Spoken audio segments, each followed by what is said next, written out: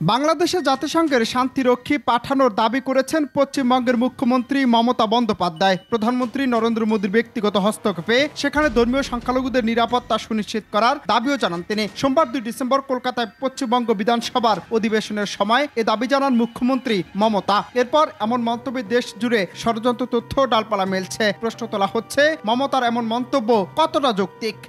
Government of India can take up the matter with the United Nations so that they can build the peacekeeping force in Bangladesh and they can rescue all people from Bangladesh. বাংলাদেশের পরিস্থিতি কেন্দ্র করে শান্তিরক্ষী পাঠানো নিয়ে পশ্চিমবঙ্গের মুখ্যমন্ত্রী মমতা ব্যানার্জি যে মন্তব্য করেছেন তা পশ্চিমবঙ্গের রাজনীতিতে তার অবস্থানের জন্য সহায়ক হবে না বলে মত প্রকাশ করেছেন পররাষ্ট্র উপদেষ্টা তৌহিদ হোসেন। আমি ব্যক্তিগতভাবে মনে করি যে এটা তার জন্য খুব সঠিক পদক্ষেপ না রাজনৈতিক দৃষ্টিভঙ্গি থেকে। রাজনীতিবিদরা তো সবসময় রাজনৈতিক দৃষ্টিকোণ থেকেই বক্তব্য দিয়ে থাকেন। আমি মনে করি যেটা পশ্চিমবঙ্গের রাজনীতিতে তার অবস্থানের জন্য এটা হয়তো সহায়ক হবে। এটা অবশ্য আমার মত, উনি নিশ্চয়ই মনে করেন সহায়ক।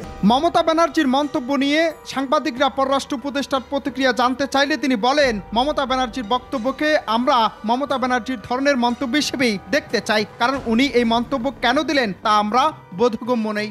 মমতা ব্যানার্জির বক্তব্যকে আমরা মমতা ব্যানার্জি ধরনের বক্তব্য হিসেবে দেখতে চাই। আবার ভারতের সঙ্গে আগামী দিনগুলোতে সম্পর্ক তাহলে কেমন হতে যাচ্ছে এই প্রশ্নের জবাবে পররাষ্ট্র উপদেষ্টা তৌহিদ হোসেন জানিয়েছেন, 5 তারিখের পর থেকে আগের সম্পর্ক আর পরের সম্পর্ক এক না।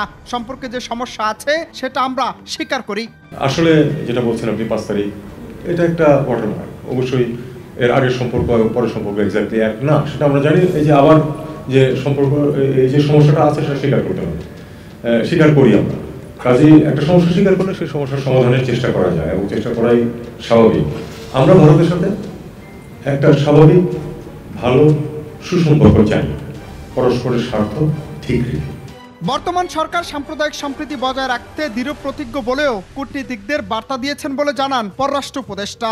দেখুন, আমরা যে বার্তাটা দিতে চাই সেটা হলো যে এই সরকার কোনো ধরনের কোনো সাম্প্রদায়িক যে কার্যকলাপ সেটাকে বরদাস্ত করবে না, এবং সেটা হিন্দু বলে কথা নয়, মুসলিম বলে কথা নয়। আমরা সবাইকে সমান চোখে দেখব এবং এই মেসেজটা আমরা সবাইকেই দিতে চাই, পার্টিকুলার কোনো একটা অংশকে না, সবাইকে এই মেসেজটা দিতে চেয়েছি। এবং এটাও আমরা বলেছি যে এ ব্যাপারে আইন তার গতিতে চলবে এবং সেখানে যদি কেউ বিশৃঙ্খলা সৃষ্টির চেষ্টা করে অবশ্যই সেটাকে শক্ত হাতে দমন করা হবে।